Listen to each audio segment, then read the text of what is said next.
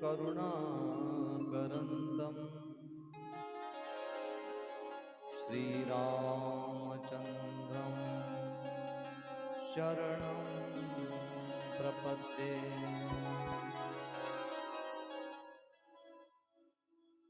मनोजवं मारुततुल्यवेगम्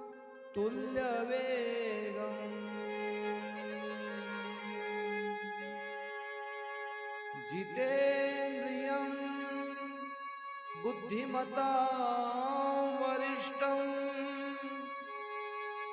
वातात्मजं वानरयूथमुख्यं श्रीरामदूतं शरणं प्रपद्ये। महायोगपीठे तटे भीमरथ्यां वरं पुण्डरीकाय दातुं मुनीन्द्रय समागत्य तिष्ठन्तमानन्दकन्दं परब्रह्मलिङ्गं भजे पाण्डुरङ्गम्। ज्ञानेषु भगवान् विष्णु निवृत्तिर्भगवान् हरः सोपानु भगवान् ब्रह्मा मुक्ताख्या ब्रह्मचित्कलः। नमो सद्गुरु तुकया ज्ञानदीपा नमो सद्गुरु सच्चिदानन्दरूपा नमो सद्गुरु भक्तकल्याणमूर्ति नमो सद्गुरु भास्करा पूर्णकीर्ति। गजाननं ज्ञानमूर्तिं साक्षात् प्रेम स्वरूपिणं गौरीशंकरं दयामूर्तिं भास्करं वन्दे पुनः पुनः। वासनात् वासुदेवस्य वासितं भुवनत्रयं सर्वभूतनिवासोऽसि वासुदेव नमोऽस्तुते। श्रीराम जय जय राम श्री राम जय जय राम श्री राम जय जय राम श्री राम जय जय राम श्री राम जय जय राम श्री राम जय जय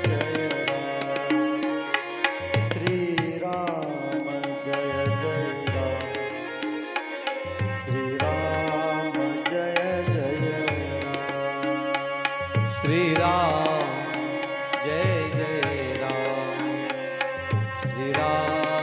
जय जय राम श्री राम जय जय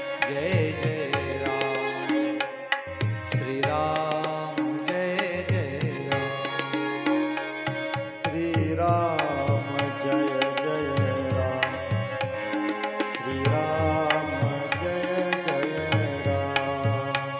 श्री राम जय जय राम श्री राम जय जय राम श्री राम जय जय राम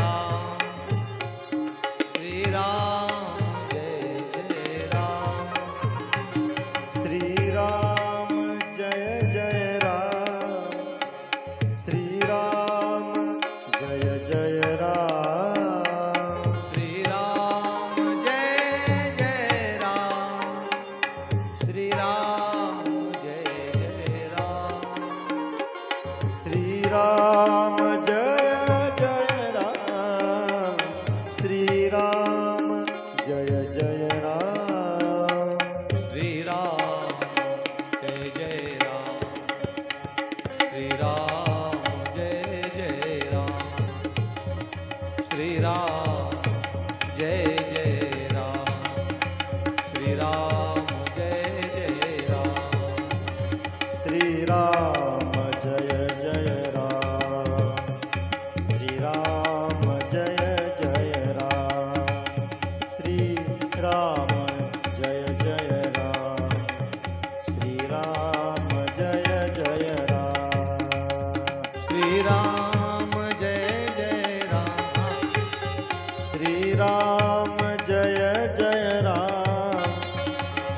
राम जय जय राम, श्री राम जय जय राम, श्री राम जय जय राम, श्री राम जय जय राम, श्री राम जय जय राम, श्री राम जय जय राम, श्री राम जय जय राम।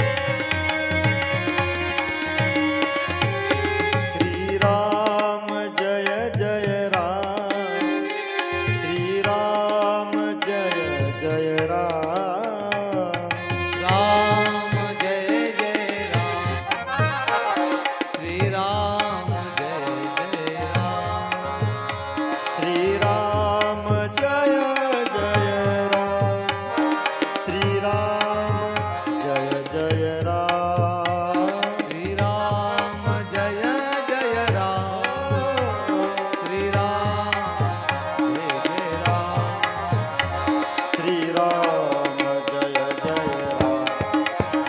श्री राम जय जय राम, श्री राम जय जय राम, श्री राम जय जय राम, श्री राम जय जय राम, श्री राम जय जय राम, श्री राम जय जय राम, श्री राम जय जय राम, श्री राम जय जय राम। राजा रामचंद्र भगवान भगवान की जय। पवन सुत हनुमान की जय। जय बोलो रे भाई सब साधु संतन की जय। जय उमापति महादेव की जय। जय नमः पार्वती पते हर हर महादेव।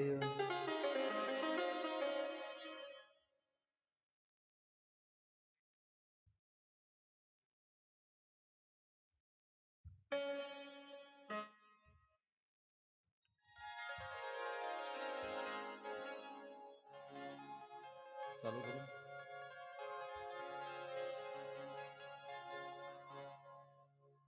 अकारण करुणावरुणालय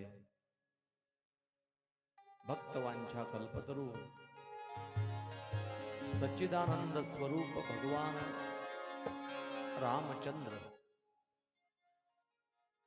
संत ज्ञानेश्वर महाराज, संत तुकाराम महाराज, गजानन महाराज, संत भास्कर महाराज, गौरी शंकर महाराज, गुरुवर्य संत श्री वासुदेवजी महाराज,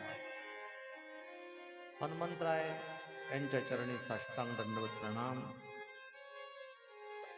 रामकथा श्रवणाकरिता उपस्थित सर्व भाविक सद्भक्त आपल्या सर्वांच्या चरणी या व्यासपीठावरून माझा प्रणाम.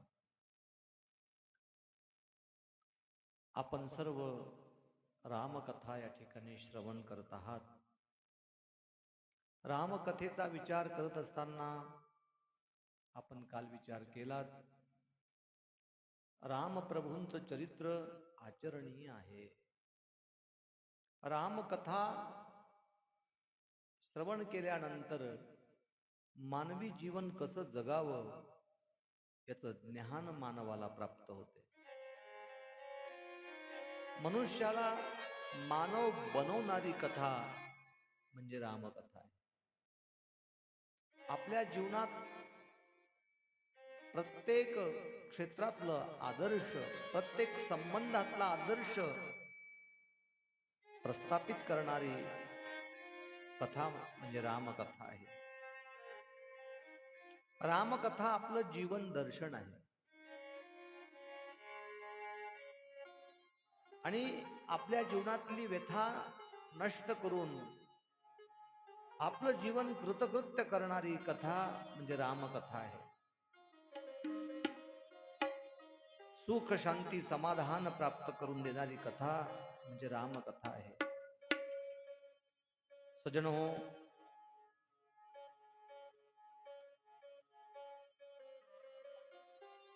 रामकथेचा विचार आपण करत आहोत. याज्ञवल्क मुनी भरद्वाजजींना कथा सांगत आहेत. भरद्वाजजींना मनात शंका निर्माण झाली, त्यांच्या राम कोण आहे. आणि याज्ञवल्क मुनी भरद्वाजजींची शंका निरसन करण्याकरिता शिवकथा शिवचरित्र सांगतायत. आपण काल श्रवण केलं, सती आपल्या पित्याच्या यज्ञामध्ये योगाग्नी प्रकट करून आपलं शरीर तिनं संपवलं आणि पार्वती म्हणून रूपानं हिमालयाच्या इथं जन्माला आली. आणि त्या ठिकाणी शिव पार्वतीचा विवाह आपण काल या ठिकाणी श्रवण केला. आज हिमालय आणि मैना अर्थात पार्वतीची आई आणि वडील पार्वतीला विदा करणार आहेत. आपण त्याचा विचार करणार आहोत. आणि विदा करत असताना मैनेने पार्वतीला खूप सुंदर शिक्षण दिलं, खूप सुंदर ज्ञान दिलं. कारण तिला आज आपल्या पतीच्या इथे जायचं आहे. पार्वतीला आज सासरी जायचं आहे तिला. आणि त्यावेळी प्रत्येक आईनं आपल्या मुलीला ते ज्ञान द्यावं, त्याचं एक सुंदर चिंतन आपण या ठिकाणी करत आहोत. त्यावेळी मैना पार्वतीला म्हणते आहे, पार्वती, लग्न झालं भगवान शिवजी सोबत. आता तुझ्या जीवनामध्ये शिवजी हे सर्वस्व असायला पाहिजे. आता तू भगवान शंकराचं पूजन करायचं. प्रत्येक पत्नीचं कर्तव्य आपल्या पतीविषयी असं असते, असं असावं, तिनं आपल्या पतीची सेवा करावी. पार्वती, आता तू भगवान शंकराला सर्वस्व मानून त्यांची सेवा करावी, त्यांची सेवा करावी, त्यांची सेवा करावी. काय करावं? मैना सांगते आहे की भगवान शंकराचं पाद्य पूजन करावं. हाच स्त्रीचा धर्म आहे.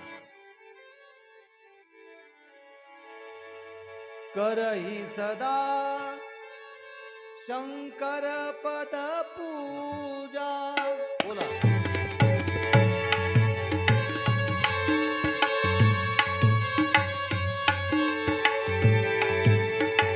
करे हो सदा शंकर पद पूजा. करे हो सदा शंकर पद पूजा. नारी धर्मपती देऊन दूजा. नारी धर्मपती देऊन दूजा.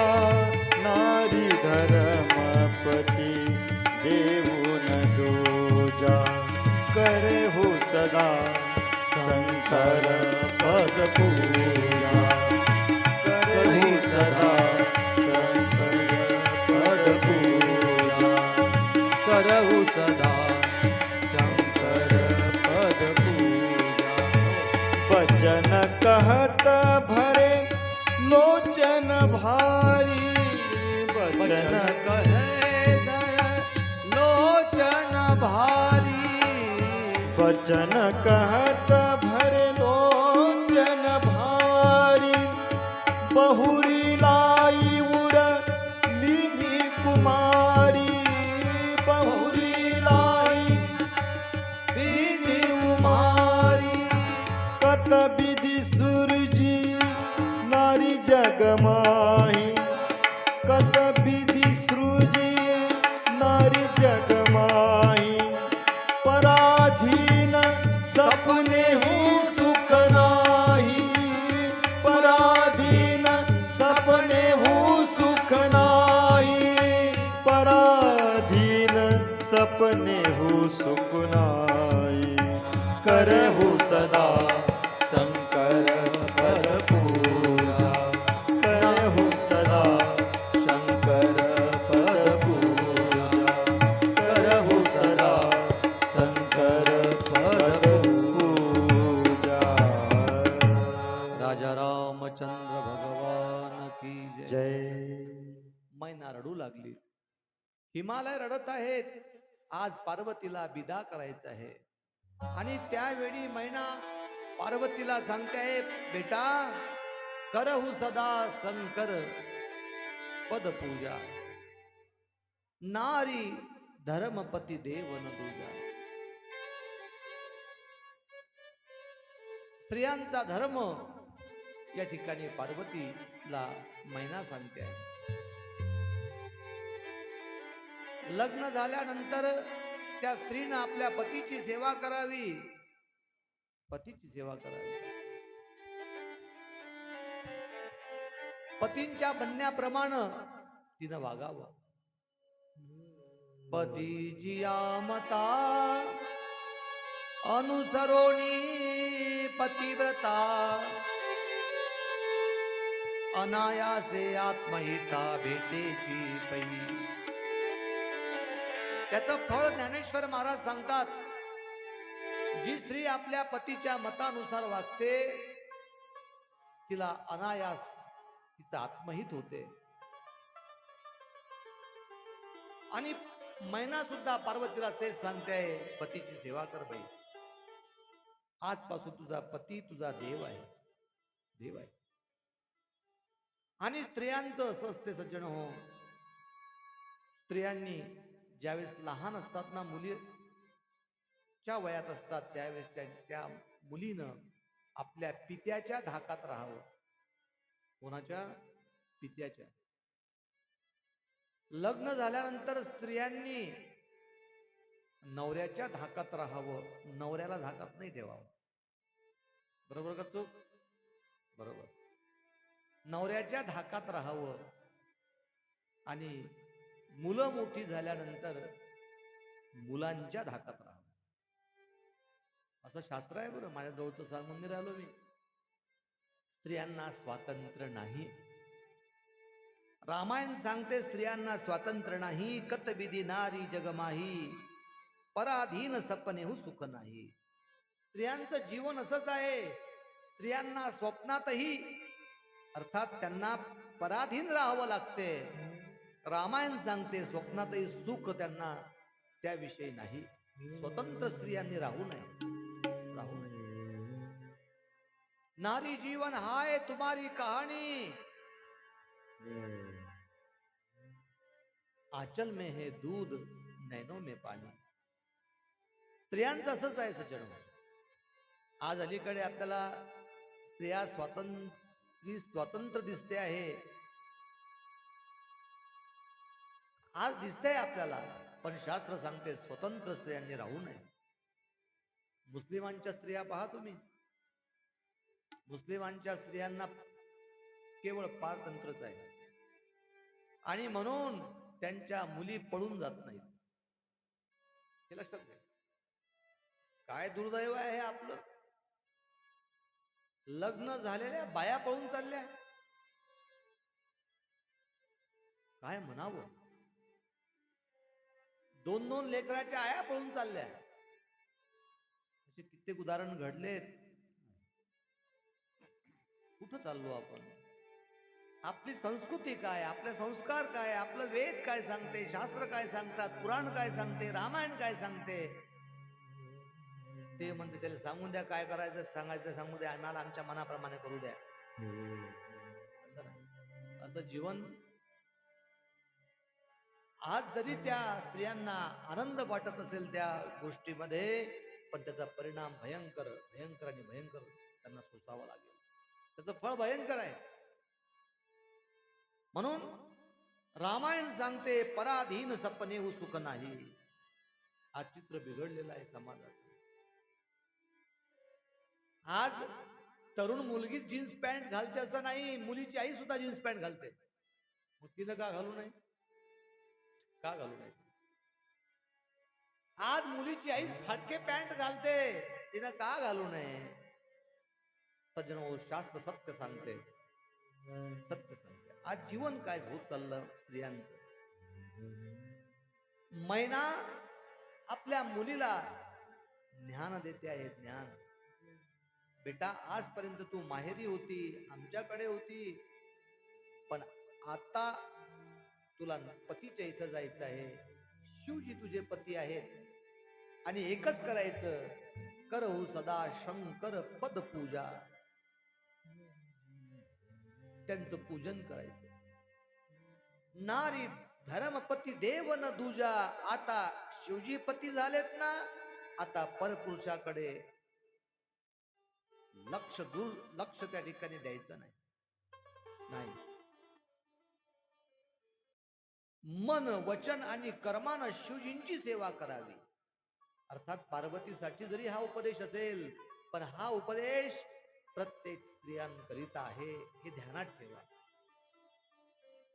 स्त्रीनी मनानं, कर्मानं, वाचेनं, काया वाचा म्हणे पतीची सेवा करावी. बस. स्त्रियांचा पती हाच परमेश्वर असतो.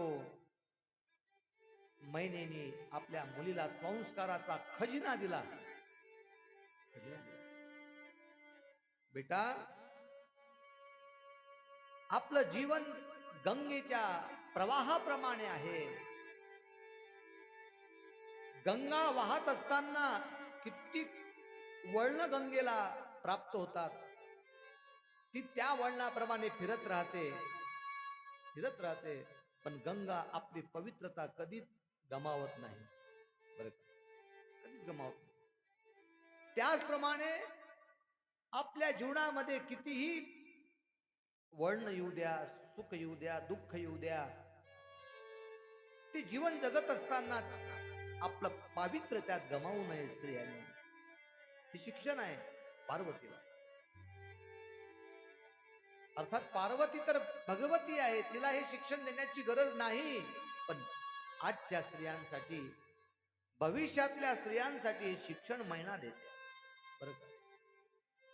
बस एवढं ज्याला कळालं, या ज्या स्त्रीला कळालं, तिचं जीवन धन्य बनल्याशिवाय राहणार नाही. ती वैकुंठात जाईल. मग तिनं देवाची पूजा केली काय, नाही केली काय, मंदिरात गेली काय, नाही गेली काय, काही घेणं देणं नाही त्याचं. तिला निश्चित देव मिळतो, निश्चित परमात्मा तिच्यावर प्रसन्न होतो आणि तिच्या जीवनामध्ये सुख तिला प्राप्त करून देतो. फक्त अट एवढी आहे, पतीच परमेश्वर तिनं मानावा. बस, असं आहे. असं शिक्षण मैना देते आहे. जुन्या काळामध्ये आया म्हणजे आई आपल्या मुलीला शिक्षण देत होती. आता अलीकडे काही टाइमच नाही कोणाला. लग्नात एवढे बिझी असतात लोक. बापा बापा बापा, स्त्रिया तर एवढ्याच व्यस्त असतात. बरं, व्यस्तता कायची असते स्त्रियांना माहित आहे विलास भाऊ? फक्त मेकअपची. मॅचिंग मेकअप, बस याचीच लोकांना म्हणजे महिलांना जास्तच हे असते. एवढा वेळ, अरे बापरे.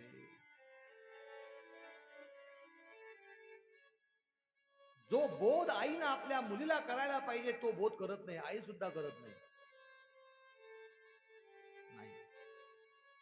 आज आपली संस्कृती घसरत जाण्याचं कारण हेच आहे की आपण आपल्या शास्त्राप्रमाणे वागून नाही राहिलो. आपण त्या गोष्टीकडे लक्ष देऊन नाही राहिलो, जी गोष्ट आपल्या जीवनामध्ये सुख प्रदान करणारी आहे, आपलं जीवन धन्य बनवणारी आहे, त्या गोष्टीकडे आज लोकांचं लक्ष नाही. काय तो काळ होता, त्या काळामध्ये नवरी ज्यावेळेस विदा व्हायची ना, त्यावेळेस लोक किती करुण प्रसंग राहायचा, त्यावेळेस करुण वातावरण राहायचं, त्यावेळेस करुण तारायची, त्यावेळेस एवढी रडायची ती मुलगी, एवढा तिला एवढं दुःख व्हायचं त्या मुलीला, किती रडत होती. आता इथे मावशी मावशी आहेतच वयानं मोठ्या, म्हणजे जुन्या काळातलं लग्न झालेल्या, किती रडायच्या बरं. एवढ्या रडायच्या त्या नवरदेवाने रडायचं, यायचं की नाही, एवढ्या रडायच्या. तिथं असलेले पाहुणे सुद्धा रडायचे, बाप रडायचा, पाहुणे रडायचे, एवढं रडायचे. बरं का? कारण तिला ही जाण होती की आता मला माझं माहेर सोडावं लागते आणि सासरी जावं लागते. ज्या घरात मी 25 वर्ष राहिली, 20 वर्ष राहिली, 22 वर्ष राहिली, ज्या आईनं ज्या पित्याने मला मोठं केलं,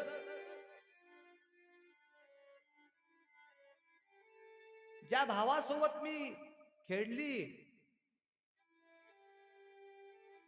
ज्या घरात मी मोठी झाली, ते घर मला सोडायचं आहे. माझ्या भावाचा विरह, माझ्या आईचा वडिलांचा विरह, माझ्या मैत्रिणींचा विरह, माझ्या सर्वांचा विरह मला होणार. आणि हे सोडून ज्या घरी जावं लागणार ते घर माझ्या परिचित नाही. ज्या पुरुषासोबत जावं लागणार तो पुरुष त्याचा स्वभाव कसा, त्याचं वागणं कसं, हे मला काहीच माहित नाही. पर ज्या घरी जायचं आहे त्या घरचं वातावरण कसं हे काहीच माहित नसते. म्हणून त्यावेळेस ती जाण मुलींना असायची, म्हणून त्या खूप रडायच्या, खूप खूप रडायच्यात. आता तसं नाही ना. तिला माहित आहे तिथं गेलं काय, ठीक मारली की धर इकडे, एका दिवसात दुसऱ्या दिवशी तिकडे. आता काय, आता काहीच त्याला माहेर सासर काही वेगळं नाही. बरं आताच्या मुली रडतात असं नाही, रडतात ना. पण आताच्या मुलींच्या रडण्यामध्ये आणि त्या मुलींच्या रडण्यामध्ये किती फरक असायचं महाराज. आताच्या रडतात, कशा रडतात, आऊ आऊ आऊ भुर्र चल घरी, अशा रडतात. किती फरक सांगा बरं, किती फरक झाला. मी एका नवरीला विचारलं, का ग बाई तुला काय दुःख नाही होऊन राहिलं काय जायचं? म्हणे मला दुःख तर लय होऊन राहिलं. मग तू रडली का नाही, फक्त आऊ केलं झालं? म्हणे महाराज रडली असती हो, पण मेकअपच एवढा लावला, तो मेकअप खर्च एवढा झाला, तो खर्च वाया जाईल ना. म्हणजे मेकअपची काळजी ही नाही की आपण आपल्या घराला सोडून चाललो, त्याचं काही घेणं नाही. इथं मैना आपल्या आईला आपल्या आईला, मैना मुलीला त्या ठिकाणी ज्ञान देते आहे, संस्कार देते आहे, सगळं संस्कार देते. फार सुंदर शिक्षण दिलं मैनानं आपल्या आईला, मुलीला. सजन हो, बेटा दुःख सहन करण्याचं सामर्थ्य तुझ्यात असलं पाहिजे. दुःख सहन केलं पाहिजे मुलींनी. सहनशीलता हा गुण स्त्रियांजवळ मोठ्या प्रमाणात असतो. मैना सांगते, तू हिमालयाची मुलगी आहेस पार्वती.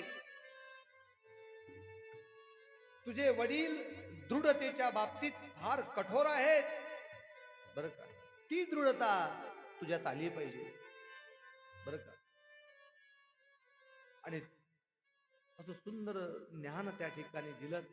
जा मुली जा, आपल्या पतीच्या घरी जा. पार्वतीला विदा करते आहे आणि वृद्ध हिमालय, पार्वतीचा पिता आहे हिमालय. ज्यावेळी पार्वती हिमालयांच्या जवळ गेली, त्यांनी नमस्कार केला.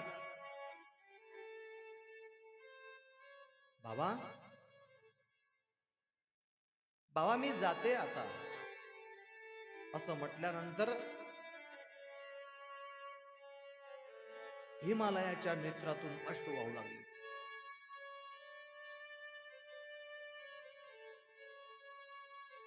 हिमालय पिता रडतो आहे, बरं का, रडतो आहे. सज्जन हो, आपल्या मुलीच्या विदाईकरिता विदाईच्या वेळेत जर हिमालयासारखा रडत असेल, बाप रडत असेल, किती प्रसन्न करून असेल. अद्भुत संबंध असतो मुलीचा आणि बापाचा. बाप लेकीचा संबंध फार अद्भुत असतो सगळ्यांना. कारण खऱ्या अर्थानं आपल्या बापाची काळजी घेणारी मुलगीच असते, मुलगा नाही. मुलाला काहीच वाटत नाही, बापाबद्दल काही वाटत नाही, पण मुलीलाच ती काळजी असते. आपल्या वडिलांची काळजी घेणारी खऱ्या अर्थानं मुलगीच असते, मुलगी असते. म्हणून आज हिमालयाचं सुद्धा हृदय त्या ठिकाणी त्यातून धारा वाहू लागल्यात, नेत्रातून अश्रुधारा वाहू लागल्यात आणि त्या ठिकाणी पार्वती विदा होते आहे. आणि मग पार्वती विदा होते आहे. एकदम कैलास पर्वतावर पार्वतीला घेऊन शिवजी आलेले आहेत आणि आल्यानंतर प्रसंग आता बदलतो आहे. 67 पान नंबर 102 वा दोहा. त्या ठिकाणी भगवान शिवजी कैलासावर आलेले आहेत. कैलासावर आल्यानंतर त्या ठिकाणी सर्व आनंदी आनंद आहे कैलास पर्वतावर. जब ही शंभू कैलास ही आए, तोरा मन दर्पण कहलाए. दरबारी कराडा. जब ही शंभू कैलास ही आए,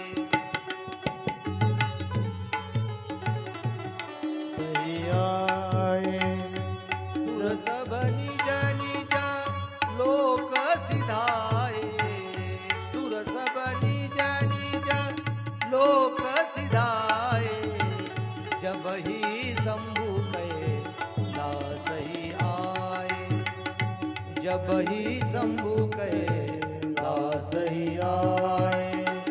जब ही शंभू कैलास ही आए.